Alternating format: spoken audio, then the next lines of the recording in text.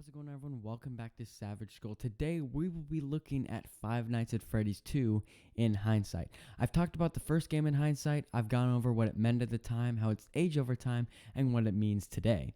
I'm going to be doing the same thing in this Five Nights at Freddy's 2 video, so if you haven't seen the first Five Nights at Freddy's in Hindsight video, I do recommend you watch it. Links in the description. In this video, I will be doing a similar thing with Five Nights at Freddy's 2 by looking at it from a new perspective and by looking at it in hindsight. Let's start back from before the beginning. Five Nights at Freddy's 2 is the first game in the series to introduce teaser images.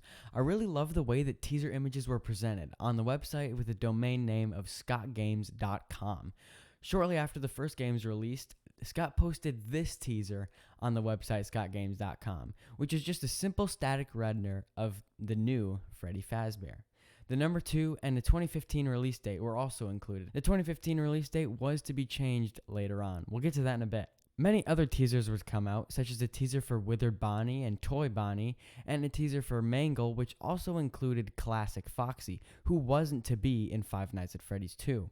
There were many more teasers, and I really like these teasers that came out for this game. My favorite has to be the puppet teaser, which not only showcased the new mechanic of the music box, which also showcased one of the craziest characters in the game. When brightened and the contrast was increased, the animatronic would further be discovered, and the game's release would give us a deeper understanding of this new puppet animatronic. Lucky for Five Nights at Freddy's fans everywhere, the game was released way ahead of schedule. The predetermined 2015 release date was completely false, given that the game was actually released in November of 2014. Just like I mentioned in the last In Hindsight video, the number of copies sold of this game was astronomical. I found a few sources stating the product sale number for this game too, and both sources stated along the lines of 500,000 and 1 million copies yet again. So the hype for this game paid off in sales, but did it pay off in game? This game was very, very similar to the first Five Nights at Freddy's games, and I remember a lot of people complaining about just how similar it was to the first game. When I first heard these complaints back in the day, I was kind of upset, and I remember telling myself, this is just a sequel. This game isn't supposed to be that different. It's in the same series, and therefore the complaints about the new games were not concrete in my mind. I do have one argument, however. The new office, compared to the old one, feels a lot less like an office that would be in a pizzeria. The first game's office was a lot more claustrophobic, and it did a better job of placing you in the world of a pizzeria. The second game's office, while being more open, feels more bright and less like you're in a night shift. You feel as if these robots are here for the show and not malfunctioning like the game was intended to be. Five Nights at Freddy's 2 has remained pretty popular over the years. Let's take a look at what aged the best. The gameplay. The gameplay in Five Nights at Freddy's 2 is very similar to the first game, while also being a lot more panicked. Phone Guy makes it clear in his Night 1 call to you that while your flashlight may run out of power, the building cannot. This means you can utilize the other mechanics in this game until the alarm clock goes off at 6 a.m. Those mechanics are the mask, the cameras, and the vents. The mask in this game is just a standard-looking Freddy Fazbear mask. Its purpose in the gameplay is to make sure that the animatronics who do get into your office go away. The mask is used to fool the animatronic's AI into thinking that you are also an animatronic. If you put the mask on in time, the animatronics won't jump scare you. If you're too late, you're in for a scare. The cameras in this game are very similar to that of the first Five Nights at Freddy's game. The cameras aren't necessarily used all that much once the player has more experience with the game. In later nights, the only thing the camera is actually used for is winding up the music box, which isn't needed to control all the animatronics, but it does control one of them. Keeping the music box wound up will keep the puppet at bay, and if you fail to keep it wound, the puppet starts playing the classic jingle of "Pop Goes the Weasel," and when the song is over, the puppet jumps out of nowhere and scares you. There's an aspect of this jump scare that is particularly scary to me. I remember sitting behind this one girl on the bus right after Five Nights at Freddy's 2 was released. Of course, she was playing the game on her iPod. I didn't have an iPod myself at one time, and she asked if I wanted to play the game. I didn't even get a chance to respond before she began shoving her iPod in my face. I didn't realize that she was already halfway through a game, and I didn't even get to start a night. She was halfway through Run of the Nights, and I remember hearing a familiar jingle that sounded like it came from an antique old mirror makeup music box. Then the jingle finished, and the puppet jumps out of nowhere and scared me. I had no idea what that was. I had no idea what had just happened. I'd never played the game, but when I saw it, I almost dropped her iPod, and I asked her what that was, and I haven't seen her since. The next mechanic is keeping track of the vents. Vents in this game replace the doors that were in the last Five Nights at Freddy's game. The vents cannot be shut like the doors could in the last game, but the vents allow the player to have a sense of security when the animatronics that came through were most likely to attack. There are more audio cues in this game as well. While the main ambience feels a lot less like a standard pizzeria, I feel that this new ambience gives a deeper feeling of dread. This ambience conveys a sense of pure loss and helplessness. The cues that are to be looked for are the main train-like bells that indicate whether or not an animatronic is in your vents, either seen by illuminating the vent with the light or seen by the vent cameras. The audio has also had a recent meme resurgence, coming back in some pretty funny ways because it's so iconic.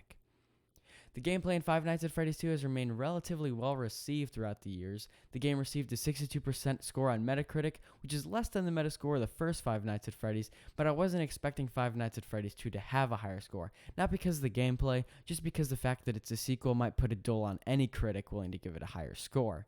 I still like the gameplay, and there is a lot more to keep track of in this game than the first one, and not because there are now 10 characters in this game. The characters all have different ways, and each one enters your office and how each one can be fended off. Each character varies with how it is possible to rid your office of animatronics. Withered Freddy enters your hallway and gets closer with each phase. Freddy can be easily fended off by the mask. When he gets into your office, you have a small window of time to use your Freddy mask to make him leave. If you don't flip the mask down in time, he'll jump scare you. Withered Freddy's design is not as uncanny as design from the first game. He looks a little bit too messed up to be believable for me. He starts in a room labeled Parts and Service, but to me, he would be less damaged before he was taken there. Withered Bonnie enters your room in almost the same way as Freddy, but from my experience, you have a smaller window to flip down the Freddy mask in order to fend him off. Withered Bonnie's design is super cool, but as time has gone on, I can't help but just be more annoyed by him than be scared by him. I used to think that his lack of a face made him more creepy, but now that I look back on it, he looks less like an animatronic and a little bit more goofy to me.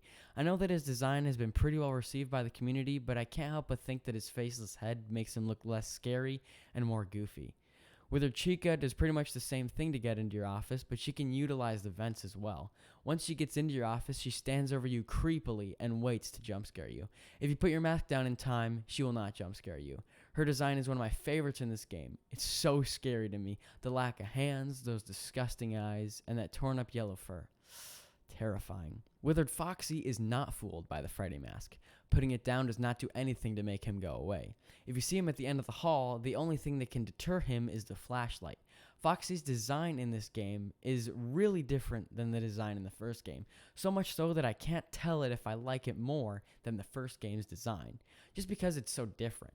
But I can say that he looks less scary than when he jump scares you for some reason. He looks so devious when he's down the hall, but his jump scare looks friendly, as if he's trying to hug you or something. I can't really explain it. So let's move on to Toy Freddy.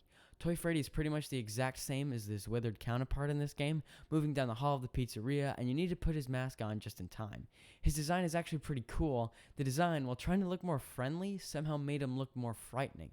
And it's a great example of how good design can greatly increase the value of a video game. Toy Bonnie comes into your office through the vent, and if she ends up getting in, she'll vibrate and play ear-piercing static. If you put your Freddy mask on, she'll be fooled and go away. Toy Bonnie's design is probably the coolest one in this game. Just like Toy Freddy's design, making something intentionally more friendly accidentally makes Toy Bonnie look way more scary. Toy Chica also comes through the vent. While she doesn't vibrate like Toy Bonnie, she'll scare you if you do not do anything to put the Freddy mask on while she's in the vent. She can be located by using the light button that illuminates the vent. Her design is also pretty cool. She was designed to look more friendly, but when she goes on the attack, she loses her beak. Toy Chica with no beak is absolutely bone-chilling to me. It's so creepy, but that I can't help but acknowledge how good of a design it is. There is no Toy Foxy, but there is an animatronic that used to be the Mangle, or just Mangle. Mangle is fooled by the Freddy mask, and the way he enters is much different from the way the other animatronics enter your office. Mangle enters your office by hanging from the ceiling. The only way to get rid of her is by using the mask if you see him on your ceiling. Mangle's design, while not being my favorite from this game, is the most intriguing to me. She's the only animatronic to have 3 heads, while also looking like a messed up version of Toy Foxy. Mangle does kind of have an origin story, unlike the other animatronics in this game that Fungi hints to. Apparently, Mangle is just a take-apart, put-together toy for all the children to play with, dismantle, and mangle. Balloon Boy is the only animatronic in this game that doesn't kill you. Instead, he does something far worse. He can take your flashlight and make it stop working. He'll steal your batteries while doing so. Balloon Boy also makes very creepy human-like sounds when he enters your office. Hello. Balloon Boy is fooled by the mask, but once he gets into your office, he will not leave until he gets bored and leaves on his own. Since Weathered Foxy can only be defeated by the flashlight, if BB is in your office and Foxy is at the end of the hall, it's near impossible to fend off Foxy. I briefly already talked about the puppet, but the puppet is another animatronic in this game. The puppet hangs around in the prize corner camera, and the camera that shows is equipped with a music box that you must wind up to keep her still. I already talked about her mechanic earlier, so I will not talk about that. I'll just go on and talk about the design of the puppet. The puppet's design is super cool, but I do not think that it fits in with the rest of the animatronics. I really like the design, however, and I already mentioned how it's uniquely scary to me. The last animatronic in this game is Golden Freddy. Instead of being a straight up Easter egg this time, Golden Freddy is just as much an animatronic as the other ones are in this game. He appears in your office at random, and you must fend him off by putting the Freddy mask on in time. If you're too late, a blurry PNG of his face skyrockets at you, and his jump scare isn't creepy at all. His design is basically a withered yellow Golden Freddy, and it's not creepy at all. This game changed the way that games were released, and by showing the community that Scott cared about his creators and knew how to effectively ride a hype train for his games. By releasing games in short increments, he was able to make money off the hype that continued even after the release of the first game, something that I think that a lot of indie gamers today can learn from.